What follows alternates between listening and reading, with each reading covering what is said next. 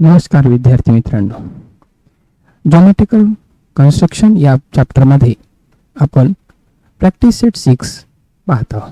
बघा, यामध्ये आपल्याला प्रॅक्टिस सेट 6 मध्ये right the names of pairs of congruent line segments, याच्यामध्ये जे कॉन्ग्रंट सेगमेंट आहे त्याची नाव आपल्याला इथे लिहायची आहे. बघा, आपल्याला याच्यामध्ये काय घ्यायचं आहे, हा कॉन्ग्रंट सेगमेंट आहे. सेगमेंट कुठला? Segment GM, congruent segment RG. पुढे लिहायचा, इथे लिहायचा सेगमेंट, इथे सेगमेंट लिहायचा, सेगमेंट GM मी लिहू शकता इथे सेगमेंट GM, कॉन्ग्रंट सेगमेंट. कॉन्ग्रंटचं साइन काय आहे? कॉन्ग्रंट साइन या प्रकारचा आहे, congruent sign GR. Congruent segment GR. इथे सेगमेंट लिहिलेला आहे, सेगमेंट GR असे लिहायचं. Segment NG, congruent segment NG कशाने मोजायचं आहे? आपल्या कंपास मध्ये जे कर्कट हे दोन लोखंडी टोक असतात, ते जे आपल्या याच्यामध्ये ॲपरेटस असते त्याने हे मोजून पाहायचं आणि हे सेगमेंट इथे लिहायचे आहे. तर आपल्याला दिसून येते की इथे सेगमेंट जे दिलेले आहे, segment NG, segment GB, segment GM, segment GR, segment DG, segment GC, segment GE, कुठले सेगमेंट कॉन्ग्रंट आहे ते इथे आपण 4 पेअर लिहायचे आहे. दुसरा आहे on the line below the distance between any two adjoining point shown on its equal, hence fill in the blanks. म्हणजे हे जे इथे जे पॉइंट्स दिलेले आहे इथून सेगमेंट तयार होतात. कुठले सेगमेंट तयार होतात? तुम्ही कुठले सेगमेंट घेऊ शकता? सेगमेंट QZ घेऊ शकता असा, किंवा segment QP, PZ, ZY, YY, XY, XW, AB, BC, AC, कुठले सेगमेंट घेऊ शकता.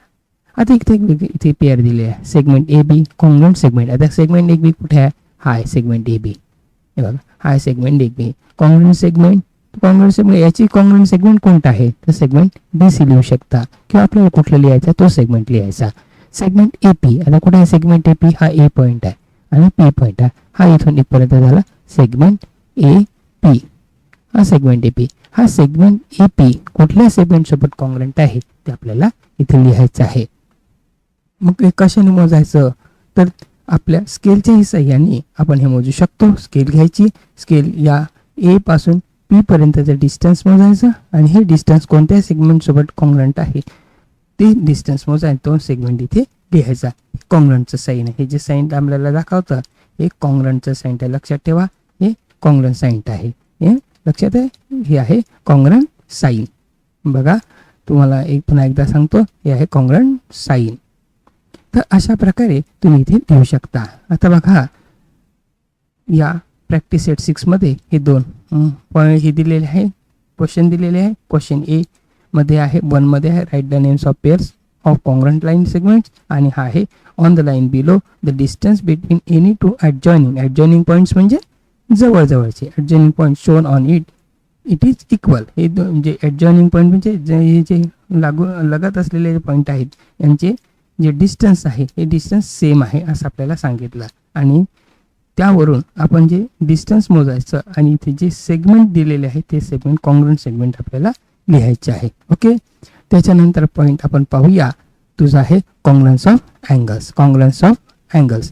Observe the given angles and write the names of those having equal measures. काय म्हटलं आपल्याला?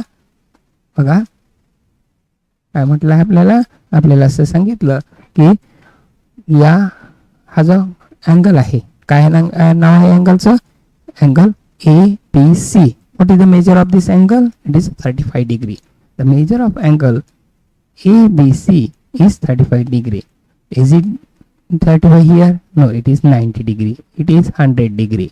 So observe the given angles and write the names of those having equal measures. म्हणजे आता इथे बघा, इथे आहे हा अँगल SPM. काय angle? Angle SPM. What is the measure of this angle? It is 35 degree. And where is the 35 degree? This is 35 degree. So angle ABC, congruent angle SPM. What?